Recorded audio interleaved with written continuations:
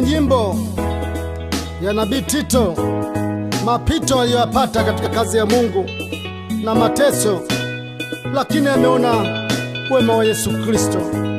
Hebu mke wangu waimbie, wajue wema wa Bwana unafanya kazi. Haleluya! Toa sauti mama, wasikie. Haleluya! Asante Baba. Oh Yesu, ulinipigania Baba.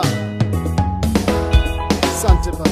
Ni wema wako Yesu, Ni wema wako Baba, ni wema wako Yesu, umenipigania nilipokuwa gerezani Baba, ni wema wako Yesu, kama ulivyompigania ni wema wako Paulo na Sila. ni wema wako Kusema ukweli imekuwa shida kwa wanadamu. Nimeona wema wako Baba. Oh, haleluya Yehova. Nimeona wema wako kama ulivyompigania Petro kumtoa gerezani Baba. Oh, haleluya. Kwenye Matendo 5 mstari wa 17 hadi 25. Oh, haleluya Yesu.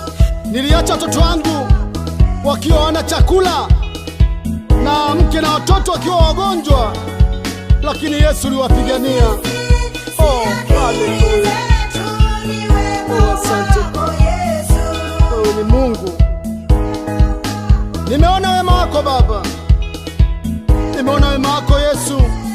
Ulinipa maono mapya kwamba nijifanye shoga, wakati mimi Nabii Tito sio shoga, ili niwafikie jamii ya mashoga waliotengwa ili waokoke Baba, ili watubu dhambi zao Baba.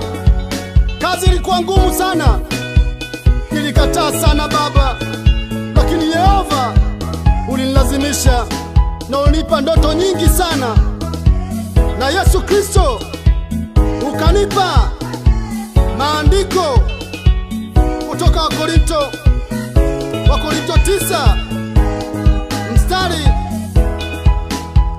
wa 15 hadi wa 20 Baba. Ukasema Mtume Paulo alijifanya kwamba yeye Myahudi ili awafikie Wayahudi. Kwa ukaniambia Nabii Tito, jifanye shoga wakati wewe sio shoga, ili ufikie jamii ya mashoga. Oh, haleluya. Katika kugoma sana ukanipa ndoto nzito, niende kwa Askofu Gamanywa mpaka Mafuta